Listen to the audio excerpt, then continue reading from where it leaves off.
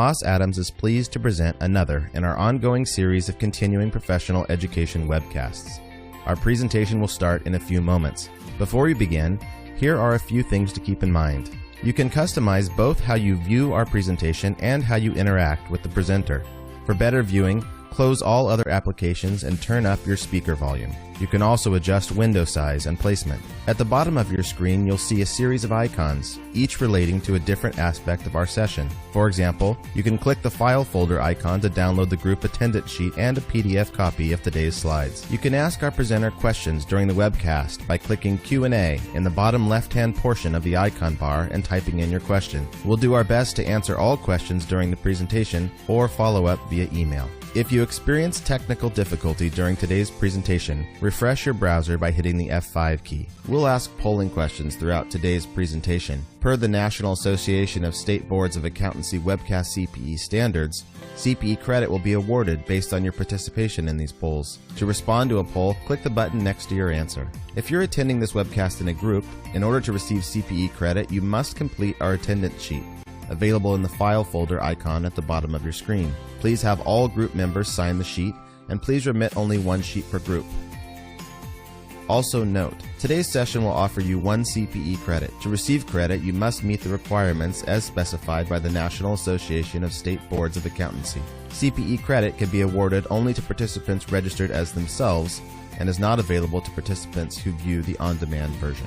We'll track your progress and alert you when you've earned CPE credit. You can then click the certificate icon to open a PDF file you can save to your computer. We'll email a copy of your PDF certificate in 2 weeks if you can't download it today. As a reminder, the presentation you're about to see is not legal, investment, or accounting advice. We encourage you to seek the counsel of a professional service provider to apply this content to your specific circumstances. Good morning and welcome to today's webcast, 2016 Year-End Tax Planning Update for Healthcare Organizations. I'm happy to introduce today's speakers, Chris Bell and Dustin Marciniak. Chris has practiced public accounting since 2005. His sole focus is providing tax and business planning services to physician groups throughout Northern California. Prior to his career in public accounting, he worked as an office manager for a physician group in Solano County. The opportunity to work with a team of talented specialists dedicated to serving the physician community was the reason Chris decided to join Moss Adams in 2005. Chris has taught accounting at American River College in Sacramento and has been actively involved in many community organizations in the greater Sacramento area. Dustin has been in public accounting since 2004. He provides tax consulting and compliance services to a variety of private companies and high net worth individuals in a number of industries. He focuses on providing a full range of services related to business and individual tax clients, complex business transaction planning, and tax strategy implementation for closely held businesses and their owners. Dustin's experience includes annual tax filings and related compliance, planning related to mergers and acquisitions, ownership transfer amongst closely held entities, and analysis related to tangible property regulations. Chris, I will now turn the line over to you to begin today's presentation. Thank you, Emily, and thank you to everyone for joining us today. Before we begin, we have a quick question, which is, how did you hear about today's webcast?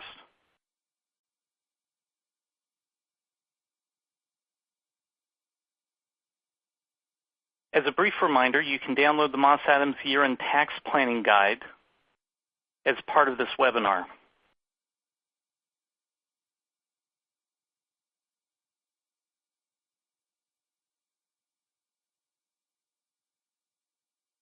So it looks like many of you learned about the webcast by direct email invitation. Before we begin our discussion on tax planning strategies for healthcare organizations and looking forward, I think it would be helpful to briefly look back at how our current healthcare system has evolved. Modern medicine in the United States began in the early 1900s. This is the point where you see a more systematic and consistent education of new physicians and using scientific methods to deliver healthcare. The results were breathtaking improvements in clinical outcomes, life expectancy, quality of life and greater consistency in the healthcare system across the country. At the same time, there have also been breathtaking increases in the cost of healthcare to cover the expenses of sophisticated equipment, better educated and trained practitioners, cutting-edge medications, and world-class facilities. Ever since 1912, the United States has struggled to find ways to make access to a basic level of health care on a more universal level.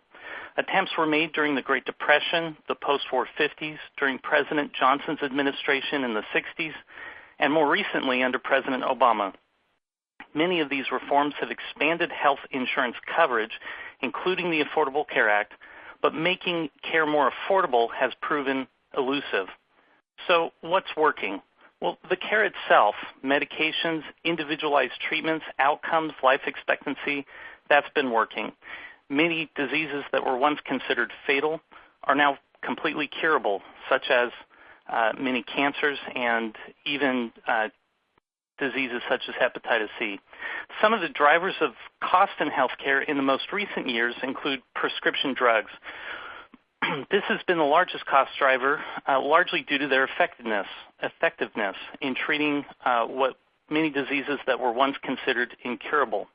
There was also a generational impact. The majority of the wealth in the United States is controlled by the baby boomer generation, and as this generation ages, they are motivated to spend a portion of that accumulated wealth on world-class health care. When we look at the modern costs of health care, we look at healthcare inflation in the U.S., which is just over 4%. It's 4.3% as of October. Now, that is lower than it was 15 years ago. However, core inflation in the U.S. is 2.1%. That means that the healthcare costs are growing at twice the pace of overall inflation, making affordable care harder and harder to achieve. In addition to the cost of prescription medications, labor costs have risen in healthcare. This is happening across our economy as the unemployment rate continues to come down, resulting in greater competition for qualified employees. One strategy to mitigate rising costs has been the increasing leveraging of mid-level providers in the health system, such as physician assistants, nurse practitioners, and CRNAs. These mid-levels not only perform their services at lower costs, but are also being used to provide care in rural communities facing physician shortages. This remains controversial in the physician community, who have pushed for more restrictive scope of care limitations. When looking at healthcare reform, the Cadillac tax, which assessed penalties and fees on excessively generous health insurance policies, is deeply unpopular in both the Republican and Democratic wings of our government. It was expected to be repealed regardless of who won the election. Secretary Hillary Clinton ran on a platform of repealing the Cadillac tax. In lieu of the Cadillac tax, there's been discussion of placing a cap on the extent to which health insurance benefits can be excluded from the recipient's W-2 when it's paid for by an employer. This will largely impact union employees and self-employed business owners who have chosen to maintain high-cost health insurance coverage. The President-elect Trump administration has indicated they wish to continue two major provisions of the Affordable Care Act, provisions regarding pre-existing conditions and coverage of adult children up to the age of 26. One challenge in what the new administration has said they wish to do is the concept of repealing the Affordable Care Act, but delaying the effective date or the implementation of that repeal. This is done betting that the new administration will be able to pass comprehensive health care reform in the interim period. So, for example, if in March of 2017 the Affordable Care Act was repealed, but the effective date of that repeal was delayed until 2019, the administration is betting that they can pass some form of health care reform in the interim.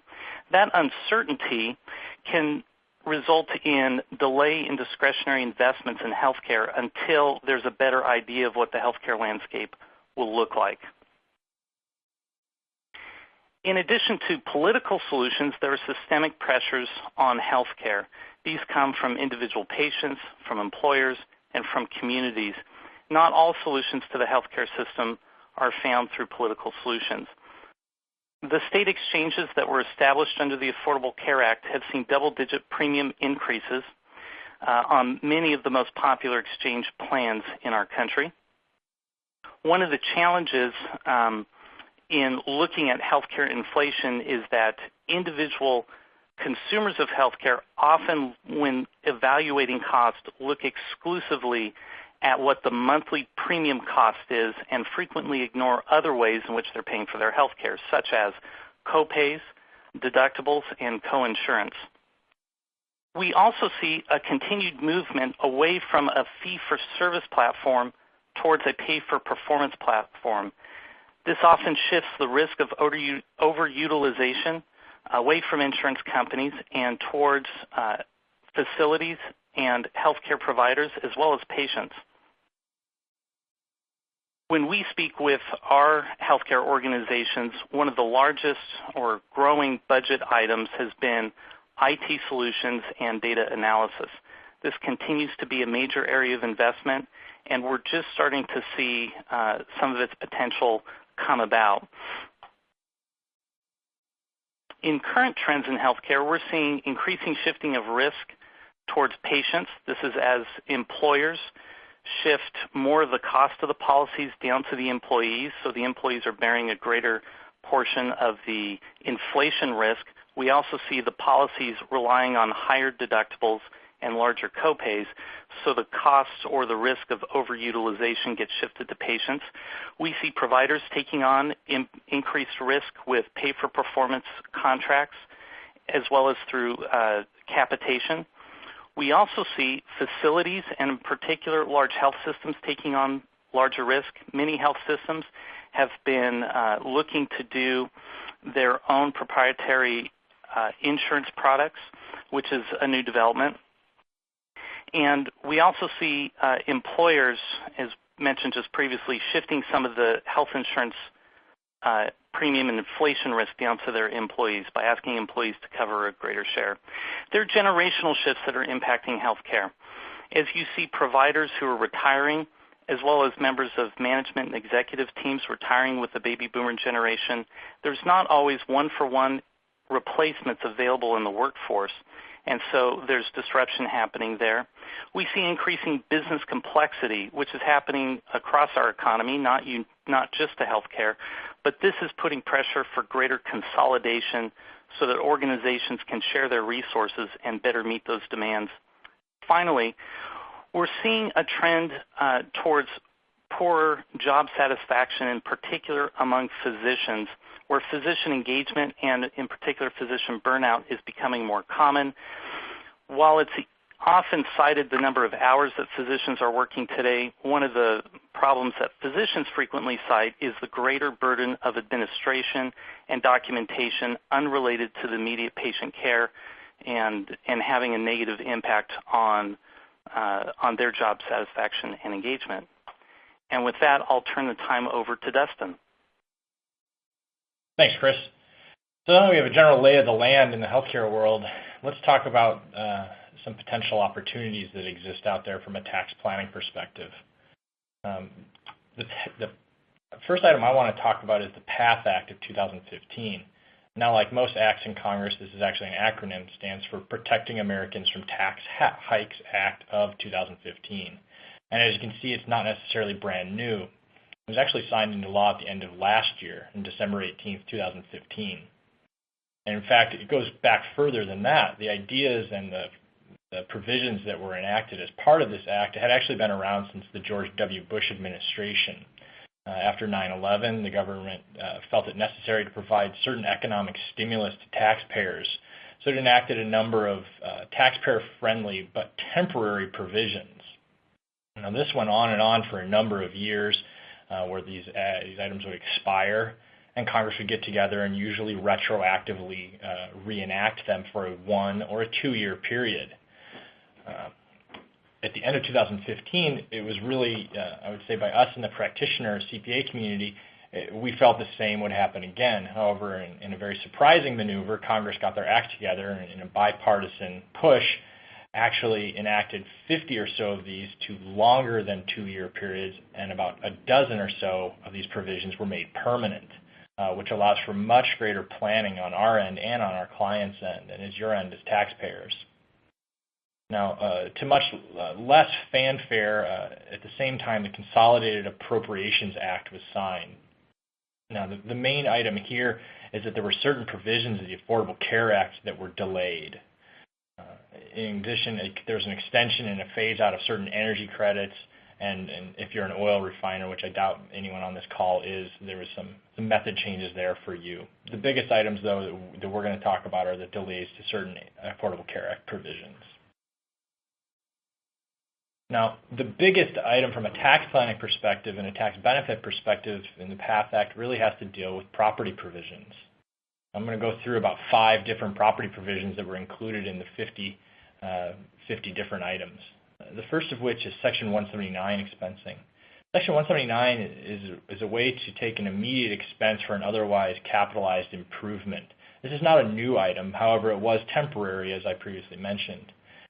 With the PATH Act, this was permanently extended with the 2010 levels, meaning that in a given year, up to $500,000 of qualified property can be expensed, as long as you're putting into service less than $2 million in the current year. If you're placing into service over $2 million, that $500,000 becomes phased out dollar for dollar. Now, one caveat about Section 179 is that it's really only useful if you have taxable income. So if you're in a loss for a year, it cannot actually increase your loss for the year. It just gets carried over into future years. Another item of the extended items was the 15-year depreciable life. Now, normally leasehold improvements and buildings are depreciated over a 39-year period for tax purposes, which is a really, really long time. The 15-year life came into play for what's called qualified leasehold improvement property. These were improvements that were made to non-related party buildings, and where the building had been placed in service for over 3 years. It allowed for you to take a 15-year life on those qualified improvements as opposed to that 39-year life. The next item had to do with bonus depreciation. Bonus depreciation was around and then gone and then back and forth for a number of years, but for the last 5 or 6 years has been around in one form or another, either at 50% or 100%. Bonus depreciation, like 179, allows for the immediate expensing of improvements and assets which are placed in service. This is not subject to a taxable income limitation and can actually increase a loss should you have one. Bonus depreciation was not made permanent, however, it was extended through 2019, subject to a phase down. Years 2015 through 17, the percentage is 50%, dropping to 40% and 30% in 2018 and 19. The next piece, which doesn't receive a whole lot of discussion, but it is fairly important, is the idea of qualified improvement property. Qualified improvement property, much like the qualified property up above, is a special carve-out of that 39-year life. However, normal 39-year life property is not eligible for bonus depreciation. Qualified improvement property is subject to bonus depreciation. It still has a 39-year life, but being able to get up to 50% of it in the first year as an expense is a great benefit to taxpayers. Finally, 179D has to deal with energy-efficient building deductions, solar panels, reusable energy, fuel cells, that kind of thing. This credit this item is not necessarily a credit, but it's additional deduction you can take, and it is currently set to phase out by the end of this year, 2016. There has been some talk about extending it, but yet to be seen. Now, the next question would be who's actually impacted by these provisions? And in our estimation, these provisions can benefit pretty much any taxpayer who, one, makes capital investments, purchasing of fixed assets, building of buildings, improvements to those buildings, and two, wants to reduce your tax liability, which for the most part is pretty much everybody. Another note on qualified improvement property. This, again, is very beneficial to building owners that are making interior improvements that are not subject to those related party leases, like I had said, and that the building is less than 3 years old. The important part here is that if you're not in those categories, you can qualify for the qualified leasehold improvement property, which gives you that 15-year life. Qualified improvement property, the main benefit there is bonus depreciation. Now, like I had said, there were two changes that were signed into law at the same time related to the Affordable Care Act. The first one, as Chris mentioned earlier, he talked about the Cadillac tax. The Cadillac tax is fairly universally disliked between Republicans and Democrats, and the current administration delayed its implementation for another 2 years. It looks like it could push out to as far as 2020 unless the Trump administration and Congress under his administration just does away with it altogether. You know, while the Cadillac tax is poorly designed, or at least in my opinion poorly designed, the idea behind it is quite reasonable. Employer-provided health plans are not currently taxed, which encourages employers to offer overly generous health benefits. Now, Congress will probably do something with this, but in its current form, it will not last. The other item which was delayed was the medical device tax, which was delayed for 2 years. The medical device tax is, again, universally disliked between both Republicans and Democrats, and it's been talked, even under President Obama, there was talk of its repeal. This essentially was a new excise tax solely focused on medical devices. It provided an additional tax. It was very narrowly targeted. It was complex. It was really difficult to enforce. So it existed for a few years, and if you were subject to medical device regulations under the FDA, you were subject to this tax. However, right now it is on hiatus. Some other notable changes from the PATH Act. The R&D credit is made permanent, which this was again a credit that was universally liked by both Republicans and Democrats. So bipartisan, they came together and they extended it out. The S corporation built-in gains period was reduced to 5 years for federal purposes. Of note here is that most states did not conform to this 5-year period. California, for instance, if you are a C corporation changing to an S corporation, still recognizes a 10-year built-in gain period. So what you're going to have here is you're going to have two different built-in gain periods, one for your federal purposes and one for your state purposes. On a personal note, the child tax credit was permanently expanded. The earned income credit was permanently expanded as well. And charitable deductions can go directly from your IRA to a charity and be tax-free, not subject to the tax that would normally happen when taking money out of your IRA. And as a caveat here, there are restrictions, age restrictions, income limitations, and whatnot that you would want to look into before going down this path.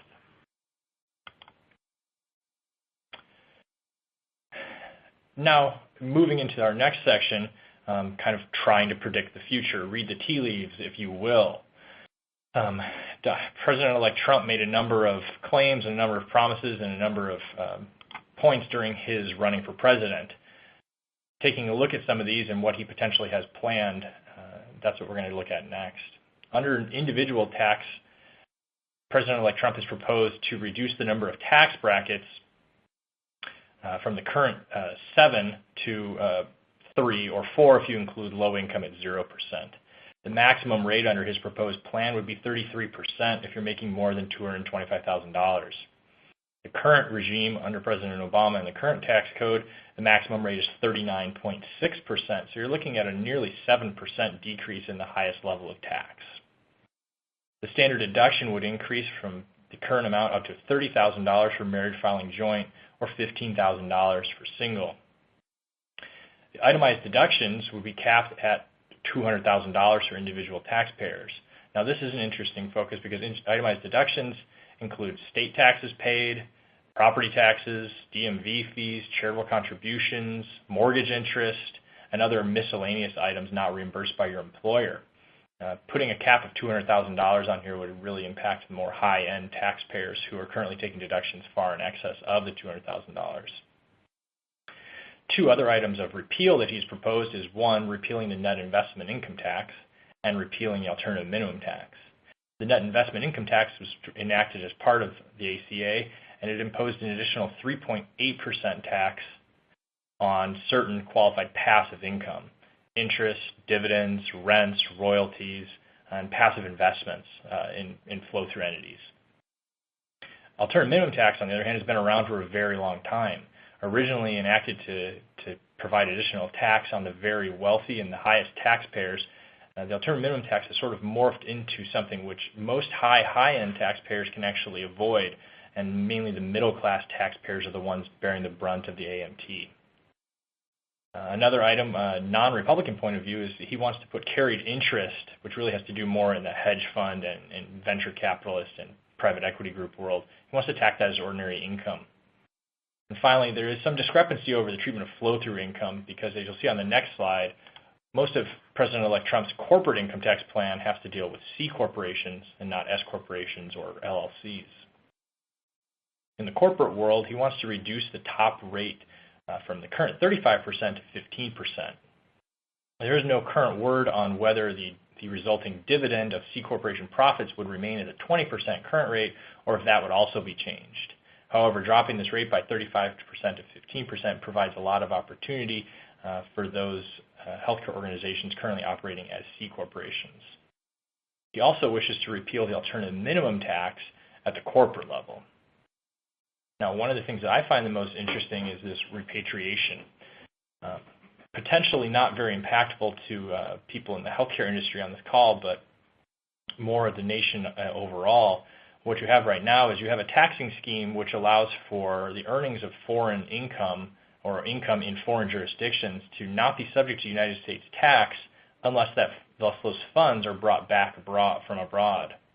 What President-elect Trump is proposing is that companies such as Apple, Microsoft, which have billions of dollars overseas, could bring that money back to the United States, and instead of paying that 35% ordinary income tax rate, they could pay a one-time only preferential rate of 10%. So interesting to see if that will come through and how much tax revenue it could potentially generate. Next point is that he's proposed is that capital investments, these are items which are currently capitalized and depreciated over time, could be expensed immediately, but the interest associated with acquiring those capital investments would become non-deductible. Some further clarification that's come out in the last few days, few weeks related to this. He's backtracked a little bit in this area, potentially saying that the capital investments could only be expensed in full if you're a manufacturer within the United States. So to try and stimulate manufacturing here domestically. Finally, he wants to eliminate all business credits except for the R&D credit. Now, on the estate tax plan, Trump, like most Republican candidates, proposes the elimination of the estate tax in full. However, one exception to that would be that if you have capital gains built into your estate at the time of your death that are in excess of $10 million, those would be taxable at the current capital gains rates. He also wishes to eliminate the deduction for contributions to private charities to reduce one's taxable estate. Now, in the area of healthcare reform, as Chris already mentioned, one of the key items that he campaigned on was the repeal and replacement of Obamacare. Not a whole lot of specifics in this area as of yet for what would replace it, but that's the path that we appear to be going down. Additionally, he wishes to modify existing law that prohibits the sale of insurance across state lines, allow for the deduction of individual health insurance premiums. One of the items related to the replacement of Obamacare that he's talked about without much specificity, but he has talked about is the increased and expanded use of health savings accounts, essentially giving healthcare consumers the ability to choose what they're spending their money on and give them a little more control. Along these same lines, something I find very interesting is him looking to require price transparency from providers, essentially allowing those receiving the coverage to shop around more and determine what they're actually paying for with their own money. And finally, block grant Medicaid to the states is something that he's talked about during his campaign. Another polling question, true or false? The Trump tax proposal would eliminate all business taxes. Give you guys a little bit of time to think hard about this one.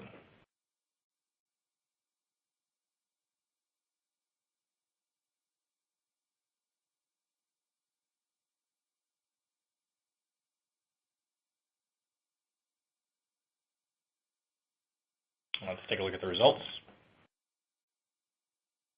Pretty much everybody's spot on. He's not looking to eliminate all business taxes. He's looking to reduce business taxes and eliminate most business credits. Now moving over to Chris to talk a little bit about mergers and acquisitions.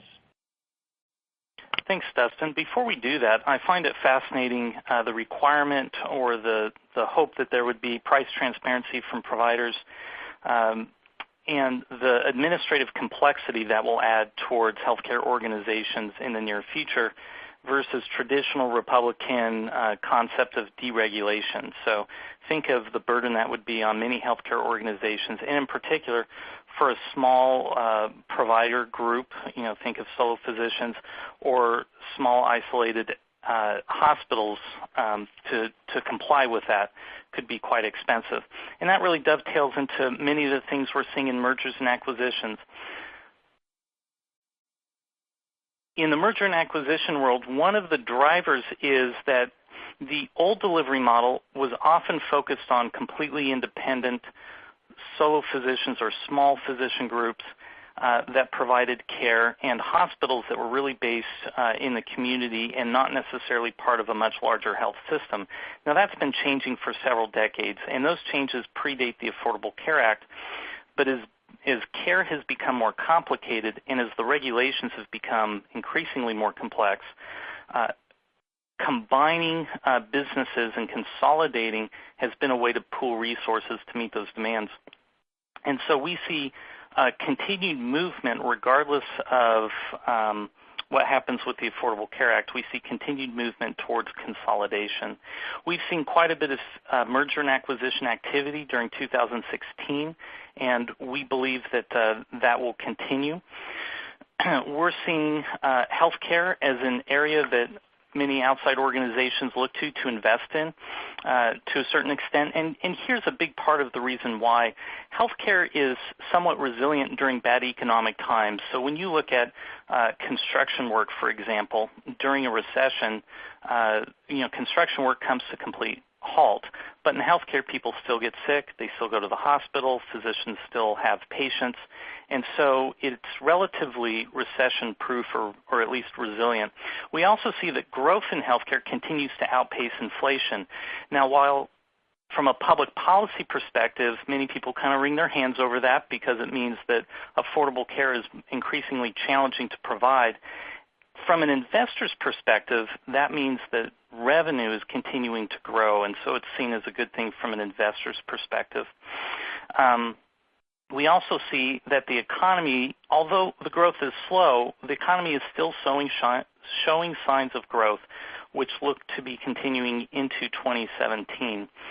And so we see the merger and acquisition market continuing to be active in the healthcare space. So when we look into 2017 and beyond, here are the factors that are impacting the merger and acquisition world. If business tax rates are reduced, then the net after-tax cash flow that healthcare organizations generate will increase because there's less money going to taxes. That makes the investments perform better from the perspective of investors and can help with merger and acquisition activity.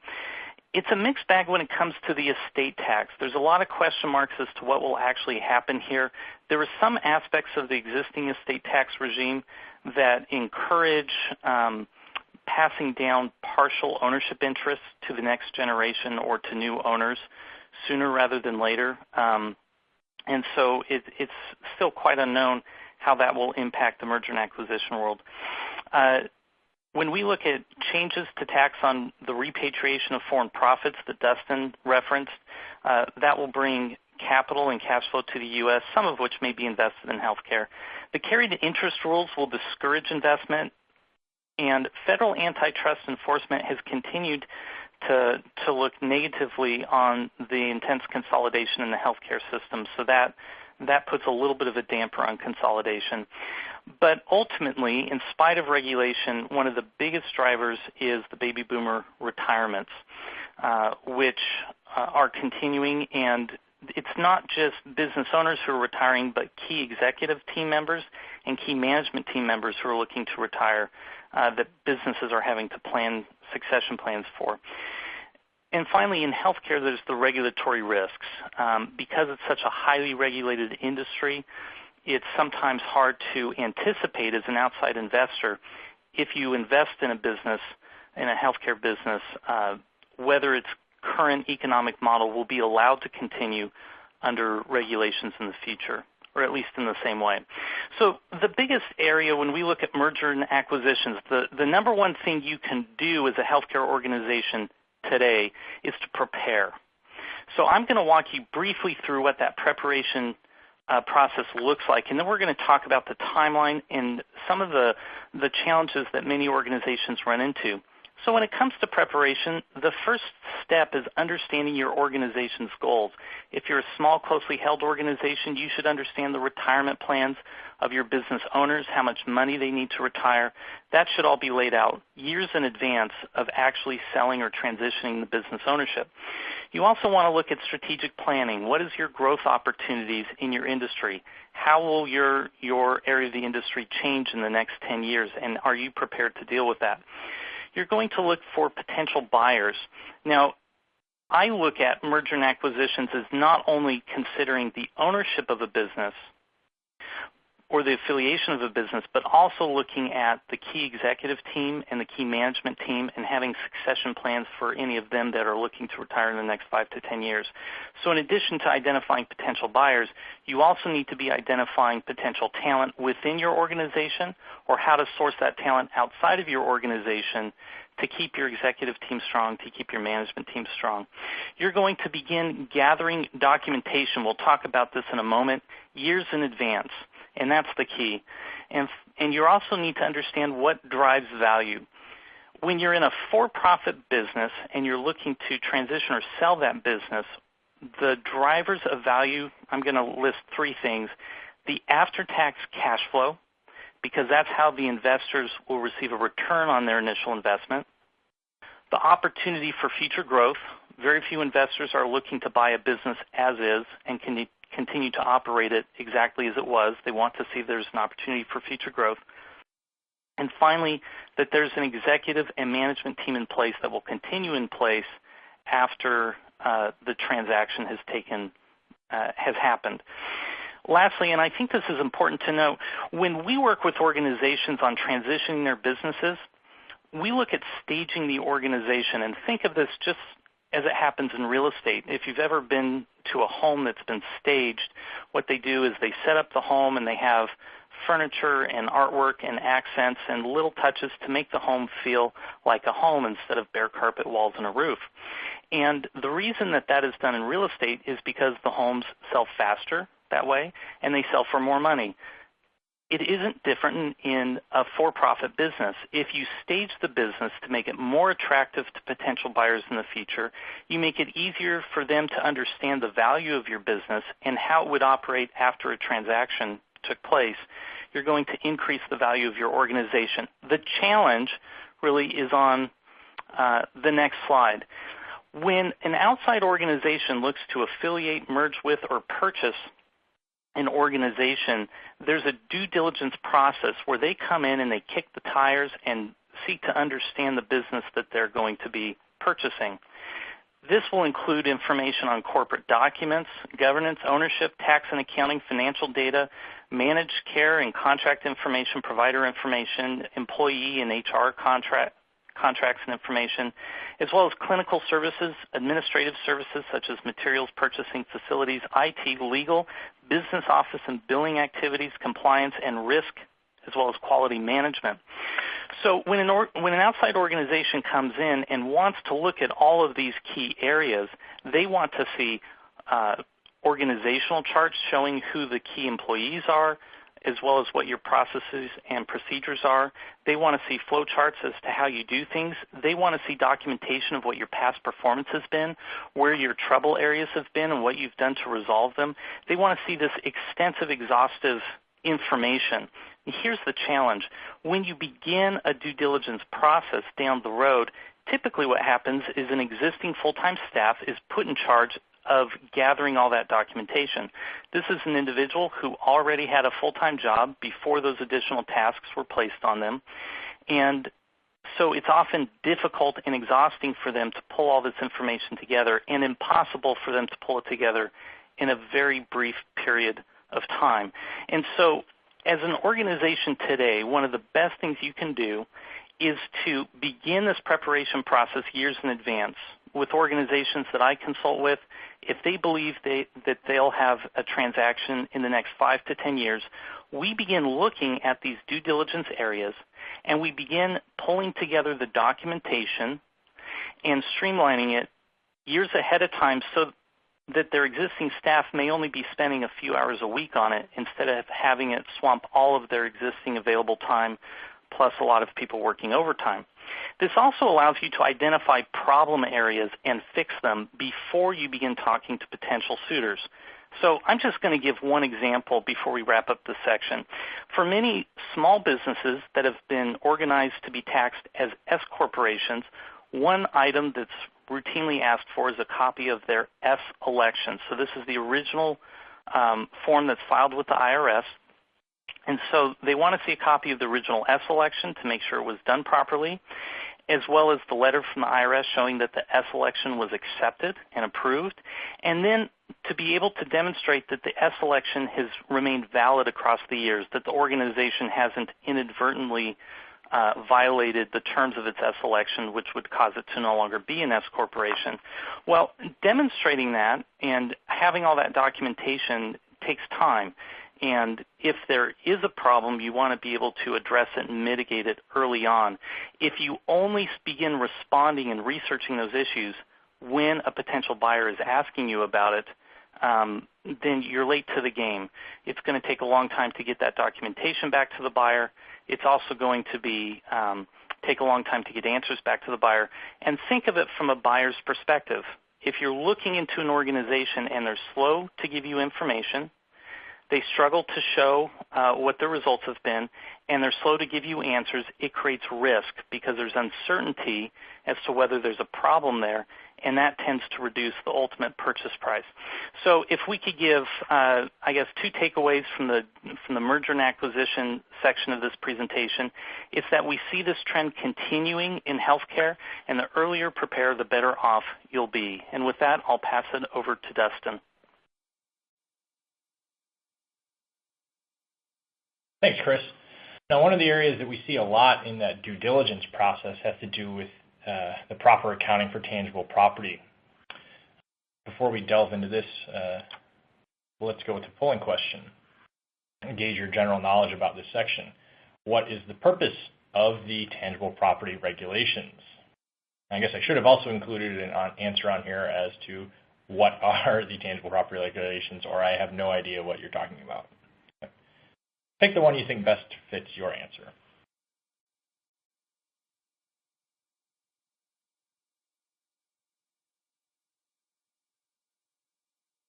As a reminder, in order to get CPE credit, you do have to have responded to at least 3 of the questions that we've proposed today.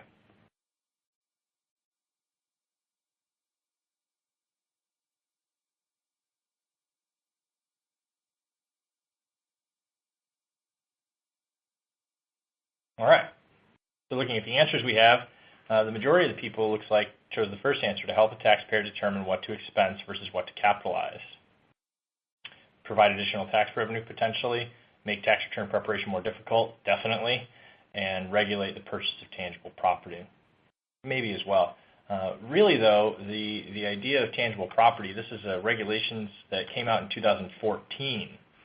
And this was the result of the IRS spending approximately 10 years trying to answer the very seemingly simple question of, when I incur a cost related to a piece of property, do I get to expense it or do I have to capitalize it?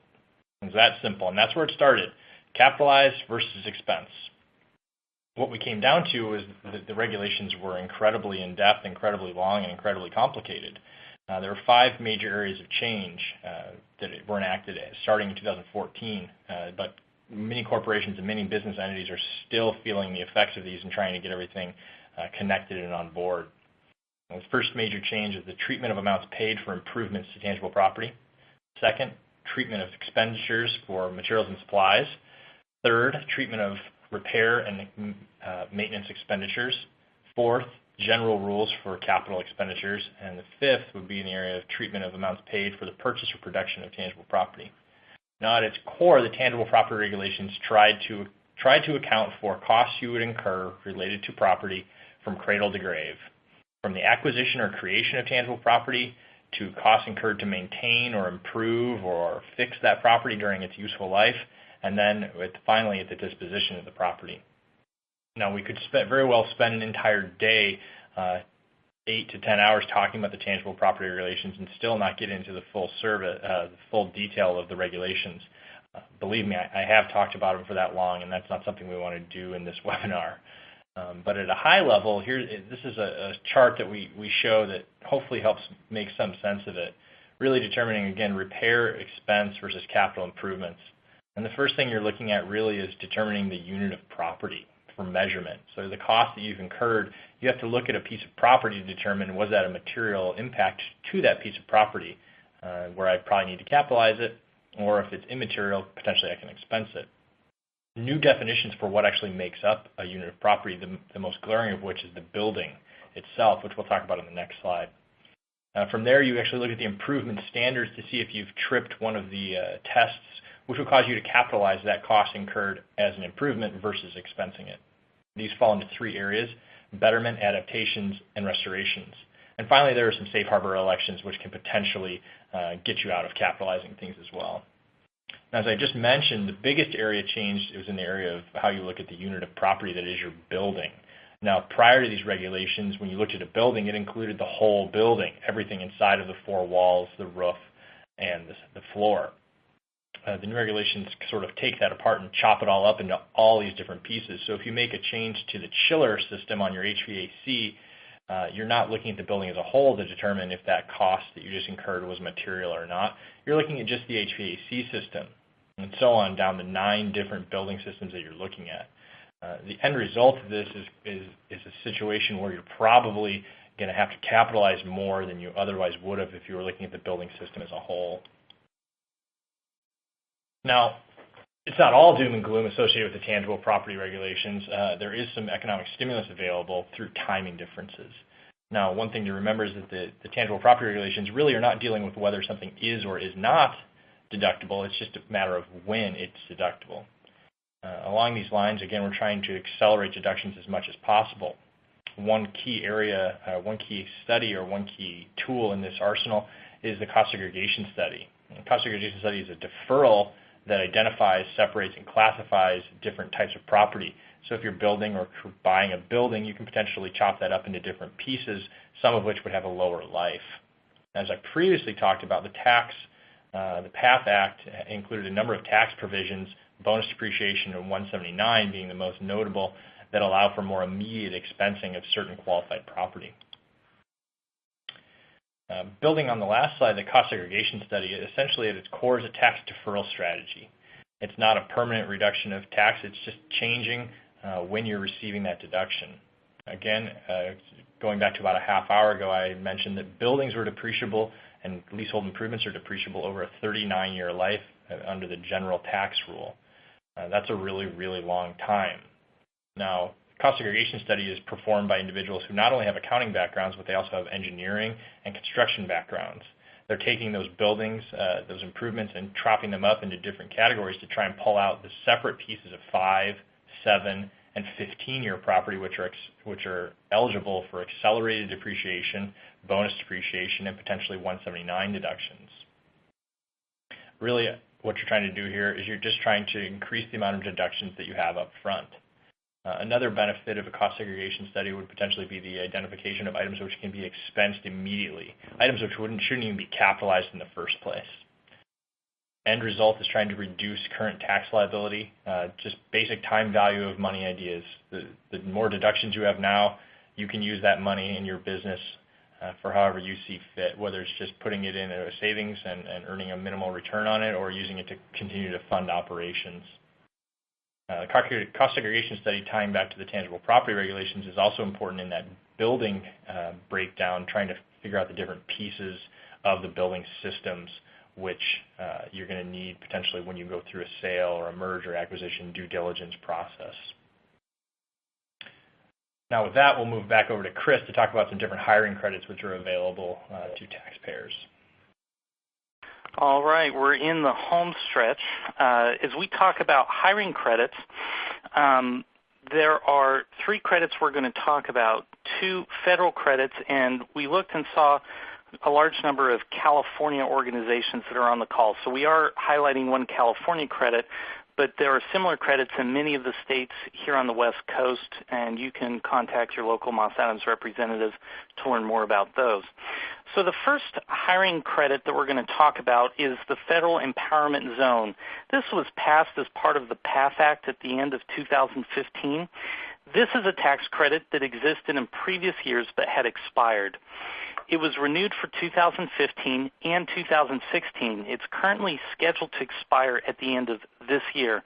And this is how it works. It's an income tax credit. It can offset 100% of regular income tax or 25% of the alternative minimum tax of a business. It is intended for businesses that are located in designated zones and that hire employees who both live and work inside of those zones. And we're going to talk about where some of those zones are in a moment. Any business within a zone with qualifying employees is eligible. So as I speak to many of my organizations, a lot of credits phase out for much larger organizations, so they don't get to take advantage of it. This is an exception. If you're a large organization or if you're a small organization, you can take advantage of this credit as long as the business is in the zone and you have a qualified employee who both lives and works inside of that zone. So you can go to the Department of Housing and Urban Development, and they have a map of these federal empowerment zones. Some of the urban areas that are included, they're even mentioned in the instructions to the form, are El Paso, Texas, San Antonio, Texas, Tucson, Arizona, Los Angeles, California, Santa Ana, California, and even Fresno, California. You also have areas like Detroit, Michigan. So these are areas that historically have had significant underemployment, and this is intended to incentivize employers to expand their business operations in those zones. So the employees we mentioned must live and perform substantially all of their work at a business location in the same zone. They must work at least 90 days to be eligible, and the employee can qualify both for the empowerment zone and for the work opportunity tax credit, which we'll go over in just a moment. The maximum credit is $3,000 per qualified employee per year, and it's calculated as 20% of the first $15,000 in qualified wages. There are some limitations on this credit. If the qualifying employee is a relative of the business owner, there's some limitations on whether or not they can qualify, so you'll need to do a little research. However, if these are employees you would have hired anyways, this is a great credit to have. It's available each year until the employee is terminated, moves out of the area, or the law expires, and it's currently scheduled to expire on December 31st of this year, so in 2 weeks. We also have the Work Opportunity Tax Credit. I think more people are familiar with this particular tax credit, affectionately referred to as the WOTC credit.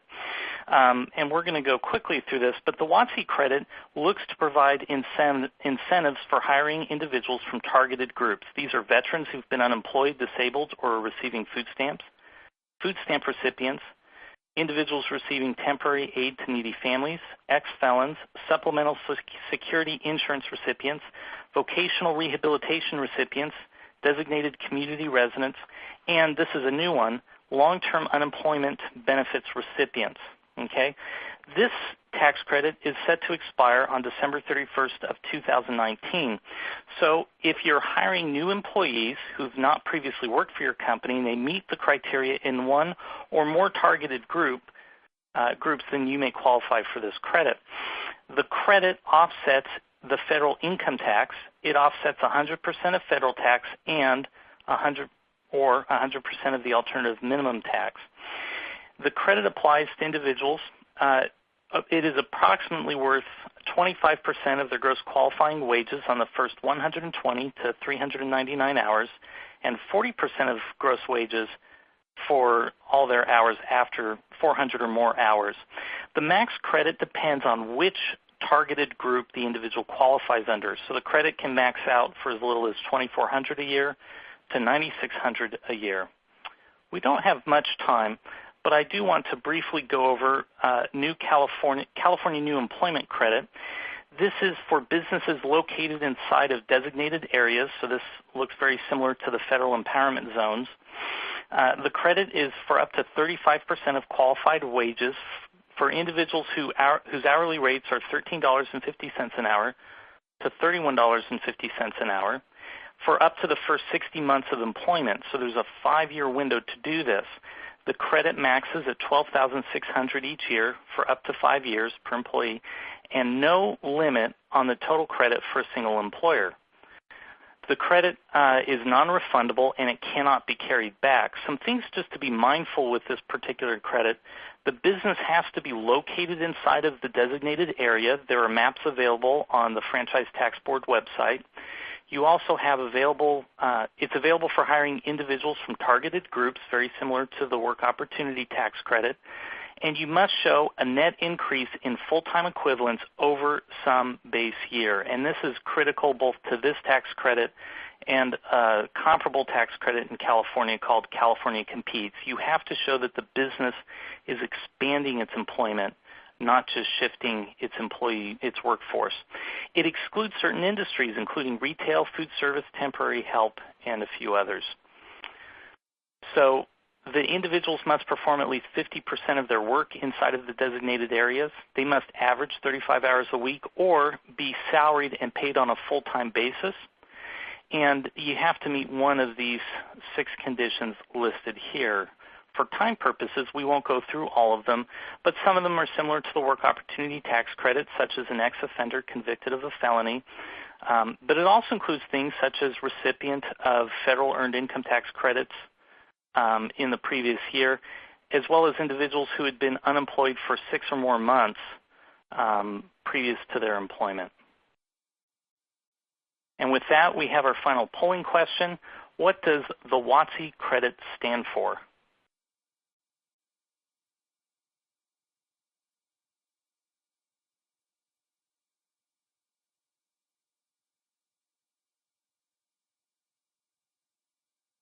All right. Let's see what the answers were.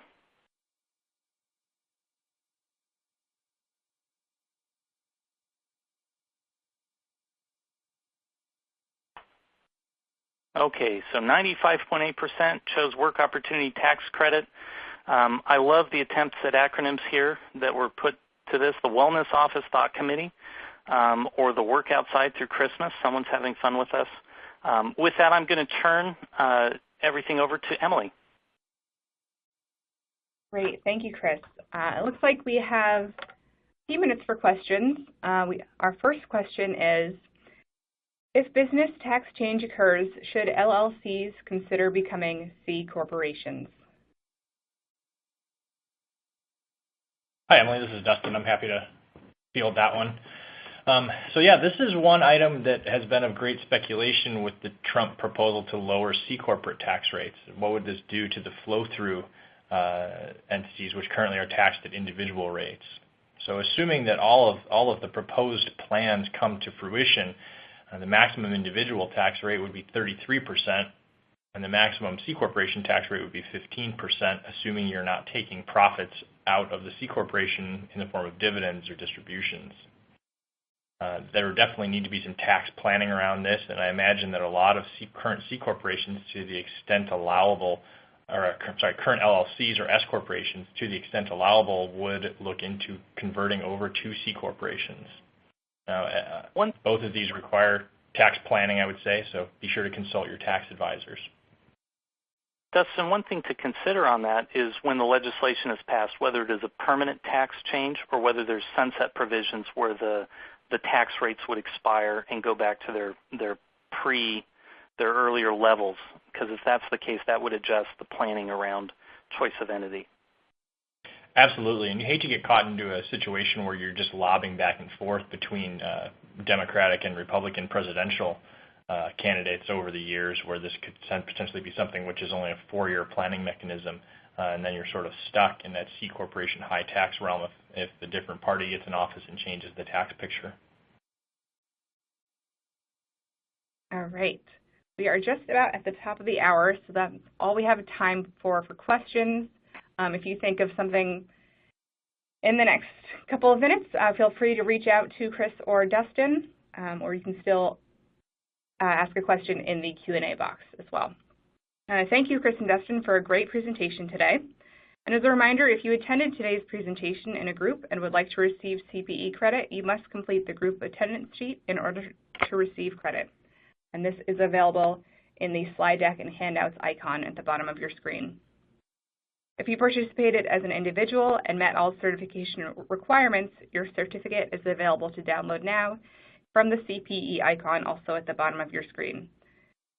I'll keep the webcast console open for a few minutes to give you time to download your CPE certificate now. A copy of your certificate will be emailed within 2 weeks should you have any technical difficulties at the moment. And here is a link to an online survey where you can provide feedback for today's presentation. Please take a moment to complete this survey as your feedback is very important to us. Thank you for joining us today, and we hope you'll join us again next time.